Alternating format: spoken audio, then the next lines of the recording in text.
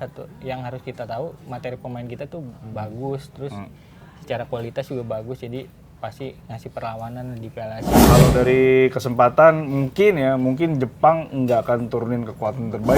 Oke, Zeders, kembali lagi di Kick Off. Hari ini kita akan membahas soal Timnas Indonesia yang tergabung di grup neraka ya.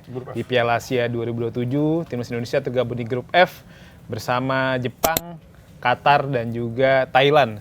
Ini bisa dibilang grup yang paling sulit lah ketimbang grup-grup lain yang ada di Piala Asia 2027. Nah, untuk membahasnya, gue hari ini juga sudah ditemani dua jurnalis Okezone yang biasa menemani teman-teman nih. Ada Feby Novalis dan juga Wikanto Rembuloyo. Heboh sendiri. Sehat. Sehat. Nah, ini kita gaskan yang membahas Timnas Indonesia ya. Di jelang Piala Asia 2027 yang akan bergulir di awal Januari ya. Awal Januari, tanggal 7 Januari hingga 5 Februari 2025. Ini Piala Asia lagi-lagi digelar di Asia Barat ya. Jadi dari 2019 tuh di Asia Barat mulu. Kan di 2019 di UEA, 2023 di Qatar, dan sekarang 2027 di Arab Saudi. 2031 di mana? Di Australia? Belum diumumin ya. Karena kan kemarin katanya ada perubahan dari FIFA kan.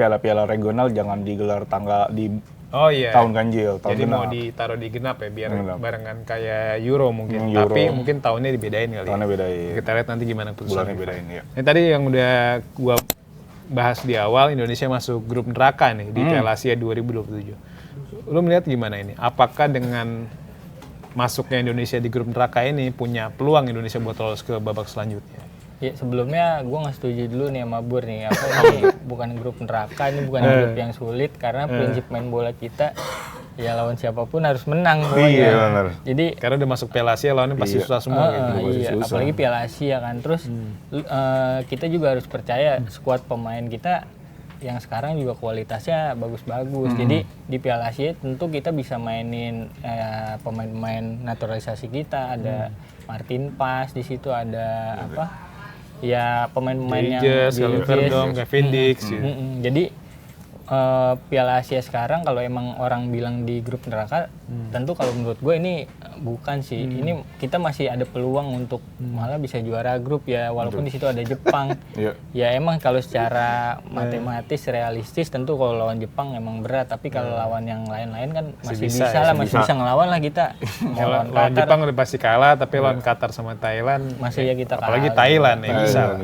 Apalagi ya itu satu yang harus kita tahu, materi pemain kita tuh bagus, terus secara kualitas juga bagus, jadi pasti ngasih perlawanan di Piala Asia nanti. Jadi yakin lolos fase grup? Kalau fase grup gue yakin masih lolos. Bisa, runner up minimal bisa? Minimal ya di bawah Jepang lah minimal. Iya. Kalau gue sih ngelihat dari komposisi timnya ya, dari Jepang, Qatar, Thailand, mungkin peringkat 3 terbaik sama kayak edisi sebelumnya bisa lah dapat. Ya kalau misalnya lawan Qatar bisa seri, lawan Thailand kenapa nggak bisa menang gitu? Karena kan Qatar di atas Thailand lah, jauh gitu. Kalau misalnya bisa ngimbangin Qatar ya harusnya bisa menang lawan Thailand gitu. Tapi kalau misalnya kalah Jepang, kalau lawan Qatar itu udah berat tuh. Harus hidup mati lawan Thailand kan. Biar gimana pun juga. Kalau misalnya lolos atau enggak, ya itu tadi peringkat 3 terbaik. Kalau dari kesempatan mungkin Jepang nggak akan turunin kekuatan terbaik di 2027. Karena mereka mungkin habis-habisannya di Piala Dunia kan 2026. Mereka pengen banget tuh nembus perempat final atau semifinal pertama kalinya. Nah mungkin dimulai setelah Piala Dunia 2027 mungkin Jepang akan menurunkan pemain-pemain lapis keduanya nih. Bukan yang kayak Ao Tanaka, bukan kayak Kaoru Mitoma, terus juga kayak strikernya Feyenoord, Ayase Ueda gitu. Jadi mungkin mereka kan menurunkan pemain-pemain lapis keduanya untuk pembibitan di periode berikutnya gitu. Jadi mungkin Jepangnya nggak akan terlalu kuat, mungkin kita kalah tapi kalahnya nggak sekejam yang kemarin lah ya. 0-6 di Osaka itu gila tuh kalahnya. Jadi ya masih ada lah peluangnya. Jadi di Piala Asia 2027 Jepang kemungkinan nggak mainin pemain utama, walaupun mereka udah lama nggak juara nih. Jepang kan terakhir juara 2011 ya. 2011. Setelah itu kan Australia, Qatar ya. Qatar. Itu udah ya kalau ya udah harapannya sih ya benar Jepang nggak nurunin pemain utama ya. Supaya bisa membukakan kita untuk lolos ke babak selanjutnya. Iya. Berarti kalau lu melihat peluang Indonesia lolos ke babak 16 besar gitu, akan ditentukan di laga melawan siapa nih? Kalau di 2023 kan jelas tuh. Vietnam. Lawan Vietnam kan. Iya. Gol Asnawi itu akhirnya juga ya nentuin Indonesia bisa finish peringkat 3 terbaik kan. Iya. Terlepas memang ada menentukan dari laga lainnya, ada Iya. Kyrgyzstan lawan Oman saat itu. Iya. Apa Joel Kojo ya, siapa sih namanya? Joel Kojo ya, Joel Kojo ya, Hmm. pemain Kyrgyzstan yang membobol gawang Oman dan Iya. akhirnya skor imbang dan membantu Indonesia juga lolos ke babak selanjutnya. Iya. Kalau di laga Piala Asia 2007 nanti gimana di grup F? Apakah laga melawan Thailand atau ya lawan Qatar juga berpengaruh untuk menentukan status di klasemen akhir, misal finish sebagai runner up. Runner up atau 3 terbaik ya. Ya tentu lawan Thailand harus timnas ya harus menang lah, udah pasti itu. Itu mau udah harga mati banget kalau emang lolos. Lawan Thailand udah nggak ada kata lain, pokoknya menang. Lawan Qatar ya harus dimaksimalin sih Bur. Ya selama ini juga kita lawan tim Asia Barat juga ya sebenarnya ngelawan, cuman gitu kadang-kadang tuh kita buntu di depan, terus ada kebuntuan dan ada faktor-faktor yang kasat mata lah yang kita tahu di situ, yang kadang-kadang wasit juga niup bisa sampai 90 lebih ya kayak gitu-gitu, faktor-faktor teknis lah lawan tim-tim sono kan Thailand ya, yang lawan Qatar harus ya. diantisipasi. Jadi walaupun apa yang tadi gue bilang pemain kita berkualitas, pemain kita top main di liga luar juga, ketika ketemu yang kayak gitu-gitu ya susah juga sih. Jepang aja kalah kan lawan Qatar kan. Lawan beberapa kali kalah lawan Qatar kan. Terus juga Iran kalah juga lawan Qatar di kualifikasi Piala Dunia. Uzbekistan juga kalah lawan Qatar. Ya, jadi sebenarnya Qatar yang memang nggak bisa diremehkan kan. Status mereka kan 2 kali juara Piala Asia, dua edisi terakhir mereka juara Piala Asia. Terus juga untuk pertama kalinya lolos Piala Dunia lewat jalur kualifikasi kan. Iya. Dan pelatih juga pelatih top nih, Joel Lopetegui kan. Dia memang gagal di Madrid, tapi kan di Spanyol dia waktu itu nggak pernah kalah tuh. Dia melatih timnas Spanyol nggak pernah kalah, sampai akhirnya dia mengumumkan dirinya ditunjuk sebagai pelatih Madrid beberapa hari jelang Piala Dunia 2018 tuh. Dan langsung dipecat waktu itu sama federasi, sama PSSI Spanyol lah ya. Kejam tuh memang tuh. Jadi sebenarnya Lopetegui pelatih bagus. Ini boy Sevilla juara Europa League juga kan. Iya benar. Itu dari Qatar. Kalau Thailand ya harusnya di atas kertas kita bisa menang ya. Harusnya bisa menang. Kalau Jepang kita nggak usah bahas deh. Jepang kayaknya susah tuh.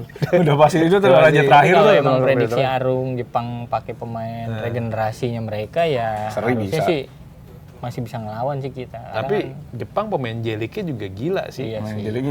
Dia nggak cuma pemain yang main di luar, pemain yang di lokalan juga gila kan. Sebenarnya kemarin yang kualifikasi Piala Dunia pas lawan Jepang yang kita kalah banyak juga. Kalau lihat secara permainan ya emang kita ketekan, tapi dengan skuad yang tambahan sekarang, terus masih ada proses pencarian pemain, ada proses naturalisasi besok ya untuk melengkapi kekurangan timnas yang kemarin. Terus sekarang juga pelatih kita kan beda John Hetman ya, kita harapin juga ya banyak strategi, banyak opsi-opsi dia bisa ngebangun tim jadi lebih bagus ya. Lawan Jepang besok juga kalau bisa melawan juga. Ya asal John Herman jangan songong aja sebelum pertandingan. Bener. Asal dia jangan berpandangan bahwa Eropa lebih bagus dari Asia aja. Kalau yang kemarin kan nganggep Jepang apa sih gitu. Apa sih Asia? Apa sih jujur apa sih Asia, terus sombong, terus mainnya lebih terbuka ya. John Herman kosong taunya. Semoga John Herman nggak begitu ya pandangannya ya. Dia berpandangan bahwa semua tim sama. Karena dia ngelatih Indonesia, dia lebih realistis. Ya kalau misalnya kekuatan Jepang nggak yang sebagus biasanya dibawa, ya seenggaknya seri bisa lah. Iya, benar. Dan John Herman ini dia punya pengalaman ngalahin Jepang dan juga Qatar ketika menjabat sebagai pelatih timnas Kanada kan. Di tahun 2023 kalau nggak salah tuh Kanada menang 2-1 lawan Jepang. Terus juga sebelumnya juga menang juga Kanada lawan Qatar. Tapi kan ya itu beda. Kanada isinya ada Jonathan David, ada Alphonso Davies, terus juga ada beberapa pemain top lain. Kan ya levelnya pasti beda sama pemain diaspora di timnas Indonesia. Tapi apakah kemenangan itu bakal jadi modal positif nih bagi John Herman jelang memimpin timnas Indonesia nanti ketika melawan Jepang sama Qatar? Pasti John Hetman pasti punya cerita atau pengalaman dia waktu lawan Kanada lawan Jepang, terus Kanada lawan Qatar. Ya pasti itu bakalan diinformasikan atau dikasih tahu ke para pemain kekurangannya mereka apa, kelebihannya mereka apa. Jadi ya hal positif timnas Indonesia sih buat Piala Asia besok. Iya. Mungkin kekuatannya beda kali ya. John Herdman waktu dia bawa Kanada menang lawan Jepang, Kanada lawan Qatar. Kekuatannya mungkin beda, tapi dia di pernyataan resminya bilang ini adalah kesempatan kita untuk menguji kualitas. Berarti kan dia ada sedikit humility ya, ada kerendahan hati lah. Nggak sombong kayak pelatih sebelumnya gitu. Sampai kita bisa lah ngelawan, tapi dia bilang ini adalah kesempatan. Dan dari situ menunjukkan bahwa John Herdman sadar lah. Timnya yang dipegang sekarang tidak seperti waktu Kanada, jadi dia mungkin akan mempersiapkan dengan lebih baik lagi, meramu taktik lebih baik lagi. Dia tahu bagaimana caranya meredam Jepang dan Qatar. Jadi ya kita tunggu aja lah. Kayaknya sih bisalah memberikan perlawanan. Seri 2 kali oke lah. Dapat dua poin dari Jepang Qatar tuh udah top. Bagus banget. Itu bisa memperbesar kans untuk finish runner up grup ya. Iya, runner up Karena kalau kita lihat tuh, kalau kita lihat bagannya, timnas kalau misalnya nanti ternyata finish peringkat 3 terbaik, kemungkinan tuh lawannya juara grup C atau juara grup D. Ini kalau kita lihat di grup C itu ada kemungkinan si Iran sih. Kalau di grup D ada Australia. Jadi ya kalau bisa Indonesia jangan peringkat 3 terbaik deh. Kalau bisa runner up. Nah, kalau runner up kemungkinan lawannya pokoknya ya ada grup E ya, runner up grup E ya. Pokoknya itu tim-tim kuat juga sih, tim kuat juga. Sambil gua cek deh kalau nggak salah. Pokoknya itu nanti agak berat lah pokoknya. agak berat juga. Pokoknya lawannya timnas kalau misalnya nanti lolos via peringkat 3 terbaik, pokoknya sulit banget. Jadi harus minimal runner up nih. Runner up kalau mau targetnya perempat final. Targetnya udah direvisi tuh kemarin sama Pak Arya. Jadi kemarin kan katanya waktu bocoran-bocoran soal John Herdman bilangnya targetnya semifinal. Kemarin Pak Arya bilang targetnya perempat final. Udah direvisi tuh. Berarti bagus lah kalau direvisi. Kalau semifinal kayaknya berat banget. Berat banget. Kalau perempat final berarti kan lolos dari fase grup, menang di 16 besar, perempat final gitu. Betul. Nah, Indonesia kalau misalnya nanti jadi runner up grup E, grup F akan menghadapi runner up grup F akan menghadapi runner up grup B. Nah, di grup B ini isinya ada Uzbekistan, Bahrain, Korea Utara dan Yordania. Nah, ini kalau kita lihat mungkin Yordania jadi runner up ya, mungkin ya. Terus Bahrain kayaknya sih. Uzbekistan. Iya benar juga. Uzbekistan juara grup. Uzbekistan ya kemungkinan juara grup. Kalau mau Yordania kuat juga sih. Yordania kan finalis Piala Asia 2023 sebelum dicurangin lawan Qatar tuh kena 3 kali penalti. Terus juga lolos Piala Dunia via babak ketiga kan. Jadi dia nggak lanjut ke babak keempat kalau udah lolos duluan. Terus juga pernah ngalahin Indonesia juga di bulan Juni ya untuk kualifikasi Piala Asia kan. Jadi ya kemungkinan kalau Indonesia jadi runner up grup F, kemungkinan lawannya runner up grup B dan itu kemungkinan Yordania. Jadi seperti yang tadi gue bilang, kalau peringkat 3 terbaik, kemungkinan lawannya itu juara grup C, kemungkinan Iran. Karena grup C itu ada Iran, Suriah, Kirgistan sama Cina. Itu pasti Iran lah. Nah, terus di grup D ada Australia, Tajikistan, Irak dan Singapura. Dan mungkin itu Australia sama Irak sikut-sikutan ya untuk nantinya menghadapi juara grup itu. Nah, kalau misalnya Indonesia ternyata bisa jadi juara grup, ya grup F, itu lawannya runner up grup E. Nah, grup E itu isinya ada Korea Selatan, Uni Emirat Arab, Vietnam dan pemenang laga Lebanon Yaman. Kemungkinan WA lah ya. WA lah, nggak mungkin Vietnam. Walaupun bisa jadi sih Vietnam sih, walaupun ada peluang tapi kecil lah ya. Karena Vietnam kan juga lagi bangkit lah pelan-pelan ya di bawah Suan Kim Sang-sik kan setelah menguasai Asia Tenggara pasti mereka ingin naik level lah ya. Karena juga di zaman Pak Hang-seo kan dia masuk perempat final waktu itu kan. Tapi kayaknya dia peringkat 3 terbaik lah pasti. Bisa peringkat 3 terbaik kan. Bisa. Dia Lebanon atau Yaman lewat sih. Lewat sama Vietnam. Dia paling tinggal ngincer poin lawan WA, terus juga lawan Korea jangan yang kalah telak aja kan. Dan Korea juga sebenarnya nggak bagus kuat banget sih. Lagi nggak bagus sekarang Korea. Kan? Son Heung-min udah tua kan, udah 34. Lee Kang-in juga kayaknya udah jarang main di PSG. Lee Kang-in PSG masih kan. Masih, udah jarang main. Terus jadi juga, tim Hore doang. Terus juga pemain-pemain kayaknya udah nggak ada bintang yang benar-benar bintang Iya, kayak Jepang gitu kan. Jadi udah nggak ada pemain ditakutin, udah nggak kayak timnas yang ada Jaijas gitu. Ditakutin striker Serie A ya. Kevin Dix yang penalti nggak pernah gagal di Bundesliga. Iya. Tapi gue ngelihatnya ini sih kalau di yang penting sih timnas bisa lolos grup dulu sih. Lolos grup dulu. Dan ketika udah lolos grup, di grup lu juga lu ketemu raja paling kuat situ, ketemu Jepang. Raja Jadi terakhir. Juara bertahan. jadi setelah Qatar itu gitu. pas di Mentalnya lebih pas kuat ya. berikutnya mental udah lebih bagus. Mental Gue lebih lawan bagus. Jepang aja segini misalnya gitu. Iya. Ketemu yang ini mah udah pasti. Masa lewat lah Masa ya. nggak bisa gitu ya. Makanya ya target perempat final ya realistis lah itu. Cuman kayaknya bisa lewat juga sih perempat final sih. Iya.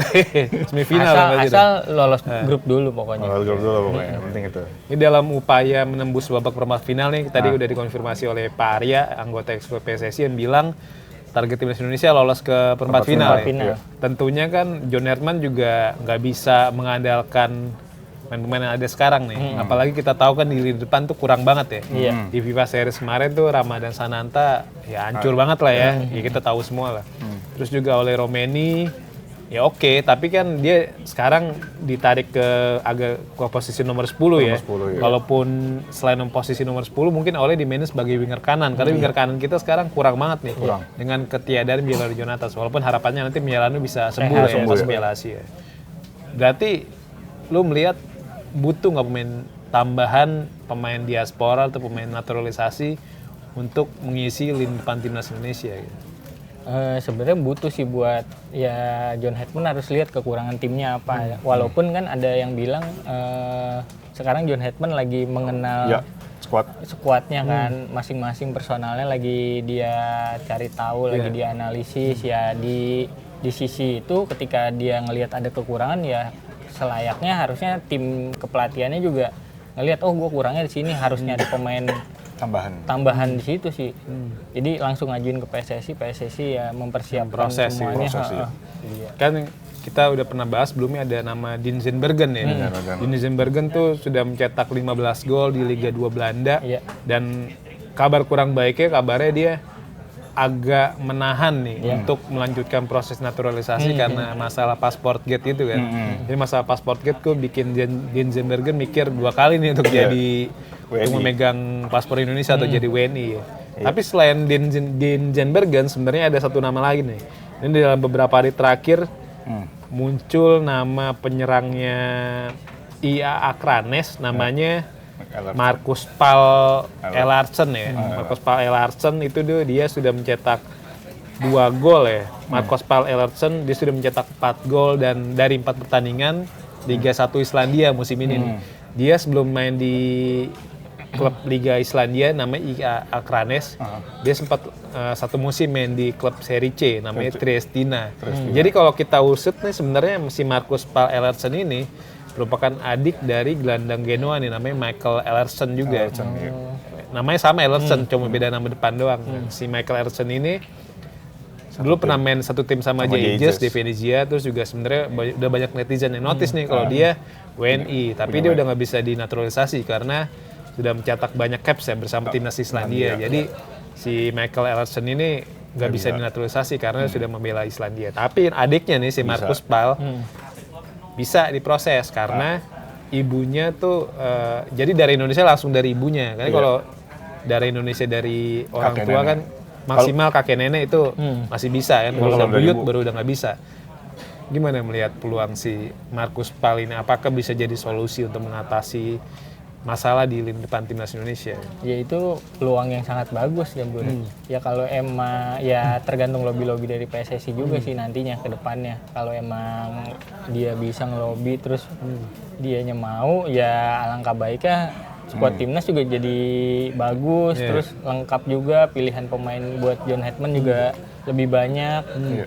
Ya kita nantikan sih prosesnya gimana sih ke depannya sih. Tapi setuju lah ya. Setuju. Jadi nggak masalah, maksudnya kan banyak orang juga yang nggak setuju nih dengan proses naturalisasi kan banyak yang mikir beda maksimal aja pemain lokal maksudnya terus melakukan pembinaan usia muda karena mereka berpikiran ya pemain diaspora kan nggak selamanya ada kan karena ada masanya gitu. Tapi ya kalau gue ngelihat selama naturalisasi ini sih yang penting PSSI itu jelas gue mau ngambil pemain ini lu jelasin kenapa alasan ngambil pemainnya. Jadi masyarakat juga oh iya, timnas lagi kekurangan striker, jadi tahu lah gitu ada alasan jelas kenapa lu harus naturalisasi ini. Sebenarnya gitu. PSSI juga selalu menjelaskan ya di rapat komisi 10 atau di komisi 10, 6, komisi yang hukum lah, komisi 3 ya, komisi 3 ya.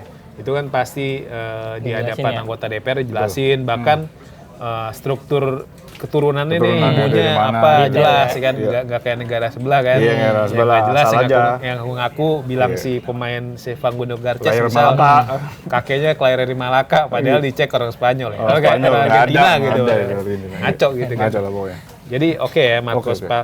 Selain itu juga ada Luke Fikri. Luke Fikri juga udah kita bahas. Ya, semoga juga prosesnya lancar ya. Lancar. Selain itu juga ada Loren Urih nih, pemainnya FC Magdeburg nih, pemain Liga 2 Jerman. Dan pokoknya kalau pemain ini bisa gabung di timnas Indonesia, tentunya juga memperbanyak opsi kan bagi John Hetman. Jadi nggak selalu mengandalkan yang ada nih. Misal kayak Yakob Sayuri misal atau Beckham Putra. Jadi ada banyak opsi untuk dimainkan oleh John Hetman nanti ya. Iya. Ini sebelum ke Piala Asia tentunya nanti terdekat agenda timnas Indonesia ada FIFA Matchday ya. Akhirnya di pekan lalu kan Ketahuan ya akhirnya si Sekjen PSSI Yunus Nusi bilang lawan timnas Indonesia di FIFA Matchday Juni adalah Oman dan juga Mozambik. Sebenarnya kan Oman udah lama diketahui, cuman dari PSSI belum ada pernyataan ya. Akhirnya baru di minggu lalu di hari Jumat diumumkan kalau di lawan timnas Indonesia adalah Oman dan Mozambik. Nih Oman dan Mozambik ini secara peringkat di atas timnas Indonesia dua-duanya. Oman di peringkat ke-79 dunia dan juga Mozambik di peringkat 101 dunia. Lu melihat ini apakah sudah tepat bagi timnas Indonesia dihadapkan dengan dua lawan ini jelang ya kita nggak usah lihat AFF lah, karena nanti pemain yang turun di FIFA Matchday pasti beda sama di AFF. Ini pasti ini persiapan untuk Piala Asia 2027. Apakah ini sebagai modal yang baik untuk laga Piala Asia nanti? Ya pasti tentu buat modal John Hetman juga itu karena kan dia lagi mengenal para pemain ini kan, dan momentumnya juga jarang banget dia bisa latihan bareng, dan ini momentum John Hetman bisa ngelihat langsung J.I. Jazz dan skuad lainnya di pertandingan FIFA Matchday besok di lawan Oman dan Mozambik, dan ya di situ dia bisa meramu strategi dia pengennya apa, dia pengen gimana, terus pasti kan tentu setiap pertandingan ada tantangan di pertandingannya kan, dan itu tantangan itu dia bisa nggak sih dia atasi, kayak kemarin lawan Bulgaria dia ketemu back yang segitu barisnya, segitu rapihnya, nggak bisa tembus. Nah itu gimana caranya John Hetman bisa mecahin, misalnya ketemu tim itu juga ketika lawan Oman dan Mozambik, bisa nggak sih dia nyetak gol gitu. Kalau gue melihatnya ya semakin banyak jenis lawan yang dihadapi semakin bagus, karena John Hetman bisa tahu nih kalau ngelawan tim yang A pemainnya harus kayak gimana, lawan yang B lawannya gimana. Tapi kalau misalnya itu untuk persiapan Piala Asia kayaknya kejauhan gitu. Cuman masih ada lagi nanti kan November ya. November masih ada FIFA Matchday, dan harusnya PSSI dari sekarang gerak cari lawan yang sesuai dengan karakternya Jepang, karakternya Qatar dan karakter Thailand gitu, untuk mencari dua lawan di FIFA Matchday November. Nantinya itu akan jadi uji coba terakhir lah paling nggak, sebelum misalnya nanti Januari ada lagi mungkin. Ada uji coba tertutup ada uji biasanya. Coba tertutup biasanya. Nah itu tapi kan FIFA Matchday itu harus dimanfaatkan untuk mengukur kekuatan lawan lah. Jangan lagi PSSI nanti November bilangnya pengen nyari lawan yang bisa buat naikin ranking FIFA, jangan, udah kelewatan itu.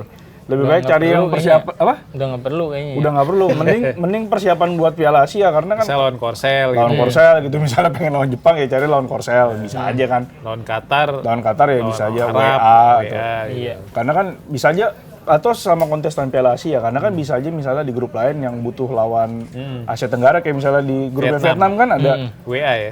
WA bisa lawan Indonesia, WA bisa ngintip kekuatan Asia Tenggara, Indonesia bisa ngintip kekuatan Asia Barat gitu. Korsel juga kan satu grup Vietnam. Korsel satu grup. Jadi ya bisa begitu juga, bisa Korea bisa ketemu WA gitu. Jadi gitu, lawannya nanti aja. Maksudnya kalau buat Piala Asia ya nanti dicari November. Kalau Oman Mozambik mungkin untuk perbendaharaan taktik aja, untuk ini ternyata tim gue kayak gini, ngadepin yang ini gini. Tapi kalau untuk Asia nanti cari lawan yang karakternya sesuai Jepang, sesuai Qatar gitu, sama Thailand. Di Thailand kita udah tahu lah. Tapi gue setuju sih sama Arung, udah nggak perlu lah PSSI buat nyari lawan buat naikin peringkat FIFA. Gue lebih setuju emang PSSI nyari lawan yang emang ada yang di atas peringkat Indonesia lah, supaya itu pilihan lawannya makin banyak. Terus John Hetman juga sebelum pertandingan Piala Asia atau Piala AFF nanti juga dia udah tahu Iya. harus nyiapin Ngapain? timnya gimana, strateginya gimana, kalau ketemu lawan ini gimana kayak gitu. Kan jelas sudah lawannya Mozambik dan Oman. Iya. Kalau Oman mungkin udah familiar ya di Iya, telinga kita ya. Dari 2007 tuh udah sering uji coba kita lawan Oman. Walaupun hasilnya kalah terus ya. Tapi ini mungkin untuk pertama kalinya timnas Indonesia ada peluang untuk menang ya. Iya. Di laga FIFA Matchday melawan Oman. Tapi Mozambik nih mungkin jadi negara yang asing bagi kita. Iya, Tapi iya. kalau kita lihat kayaknya ada pemain top di Mozambik. Bisa diceritain nggak? Nah, kalau di Mozambik nih bintangnya ada Reinildo Mandava, bek kirinya Sunderland, dan dia juga pernah di Atletico Madrid. Juga sama ini pemainnya Sporting Lisbon, Sporting FC, namanya Gini Katamo. Nggak tahu baca gimana. Gini Katamo nih umur 23 tahun, tapi udah 42 kali main buat Mozambik dan udah nyetak 15 gol. Umurnya 23, jadi dia juga main di salah satu 5 liga top Eropa ya. Iya, Liga Portugal Portugal. termasuk top Eropa gak sih? 889 lah, pokoknya. Udah nggak 5 besar lagi ya? Iya, udah kali besar. Dan dia main di Sporting Lisbon yang salah satu klub papan atas di Portugal. Jadi langganan juara lah ya. langganan juara ya. Sayangannya Amorim ya. Ya, Kemarin kalah kan. klubnya Cristiano Ronaldo, Luis Nani, Bruno Fernandes Luis gitu. Figo ya. Luis Figo. Jadi dia salah satu bintang dan ya itu tadi Gini Katamo sama Reinaldo Mandava. Dua pemain yang perlu diwaspadai nanti lawan Mozambik. Tapi Jadi di nggak kita jelek. juga ada pemain-pemain yang harus diwaspadain sama Iya, Mozambik. benar. Ada Jay Itches itu, pemain Sassuolo. Nggak bakal kalah. Pokoknya Ada Kevin Dick. ya pokoknya Mozambik bukan negara-negara antah berantah banget lah. Iya. Apalagi peringkatnya di atas kita gitu. Jadi jangan sampai, kok ngapain sih lawannya Mozambik? Benar, Negara apaan nih, negara apaan? Rankingnya di atas kita bos, 100. 101 ya. ya, 101 101 122. Justru Mozambik yang harus nanya, Indonesia siapa nih gitu. Iya. Bukan kita yang nanya Mozambik siapa gitu. Iya, walaupun kalau dilihat dari materi pemain ya kita oke lah ya. Kita oke. Tapi memang masalahnya di depan ini. Depan. Kalau belakang kayak Indonesia nggak ada masalah nih. Iya. Ya terbukti kan lawan Lebanon dulu, lawan uji coba terakhir lawan Bulgaria. Kayak nggak ada masalah di barisan belakang nih. Sampai kipernya juga bagus. Bahkan golnya Bulgaria penalti kan. Penalti. Sampai cara mainnya juga bagus. Bagus. Cuma memang minusnya di depan ini. Jadi penyelesaian akhir. tengahnya mungkin karena dua-duanya gelandang yang mungkin nalurinya bertahan kayak Cafe Verdong kan sama Joey Pelupesi. Jadi dia nggak bisa ngebongkar dan ditambah lagi kan wingernya juga udah lama nggak main nih kayak Ragnar Oratmangun kan. Ragnar di Dender musim ini Jarang main. Kalaupun main jadi starter paling cuma ya nggak sampai habis kan. Lebih banyak main sebagai pengganti. Terus juga di kanan siapa sih kemarin gue lupa nih. Kanan siapa? Kayaknya juga Kevin Dick. Bek kanan Kevin Dick. back full wingback ya. Wingback-nya Wingbacknya Kevin Dix. Kevin Dix. Karena wingback kirinya kan Nathan, wingback kanan Kevin Dix. Dan depannya kan ada Ragnar tuh sama Yakob. Ole ya. Ole. Oh iya Ole, kanannya Ole. Sama Yakob. Depannya Sananta lagi Sananta tuh. lagi. Iya. Depannya Sananta lagi dan hasilnya nggak optimal kan. Ya harapannya sih ya talent pool timnas nih digeber terus sama PSSI. Jadi PSSI juga nggak cuma cari pemain di Super League, karena mungkin di Super League ya ada paling ya 3-5 pemain aja nih. Betul. Pemain-pemain yang mungkin bisa dipanggil ke timnas, tapi kan main diaspora itu lebih luas ya. Karena di Jerman juga ada, tadi udah kita bahas ada Laurin Uri, terus juga kalau di barisan belakang tuh ada Reno Munz ya, mantan pemainnya Leverkusen, terus juga tadi di Islandia ada si Marcus Ellerson itu, terus juga di beberapa negara sebenarnya ada kayak sebenarnya kan ada Milion Manhoef, ada Ian Madsen, cuma kayaknya udah nggak eligible kali. Ian Madsen kan baru 1 caps tuh di timnas Belanda senior ya. Cuma masalahnya mungkin dia mau nggak membela timnas Indonesia dan juga kayak caps di Belanda U23 itu udah banyak tuh. Makanya kenapa si Jero Riedewald juga nggak bisa main di timnas Indonesia. Karena sebenarnya kan Jero di senior baru 3 ya. Baru 3. Sebenarnya secara regulasi tuh dia masih bisa. Cuma karena ternyata dia sudah mempunyai banyak caps tuh di timnas Belanda U21 ya kalau di Eropa namanya. Akhirnya ya nggak bisa dilanjutkan. Padahal kalau di Jairo tuh di tengah kita kelas banget kan, levelnya di atas Joey Pelupesi. Kita lihat Joey Pelupesi aja mes kan maksudnya. Dia orang kuat banget, bagus ada Jero lebih gila lagi tuh. Sekarang Jero di Sheffield ya. Sheffield United di Liga 2 Inggris. Iya. Dan apa degradasi ya si Enggak, Sheffield? enggak. Kayaknya masih di Liga 2 Inggris ya. Liga 2. Kayak Jairo ya salah satu pemain. Pokoknya harapannya ya PSSI bisa gencar ya mendatangkan pemain diaspora nanti jelang timnas Indonesia main di Piala Asia. Oke, terima kasih banyak ya. Ya. Bang Feby, Pak Arum, kita sudah membahaskan timnas Indonesia di Piala Asia. Harapannya bisa mencapai target ya. Target perempat bisa final. menembus babak perempat final. Oke, terima kasih banyak ya. Ya. Oke, Oxeners, terima kasih banyak sudah bergabung selama sekitar 30 menit. Sampai jumpa di kick off selanjutnya.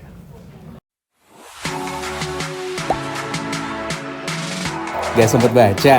Dengerin aja, klik icon text to speech di okezone.com.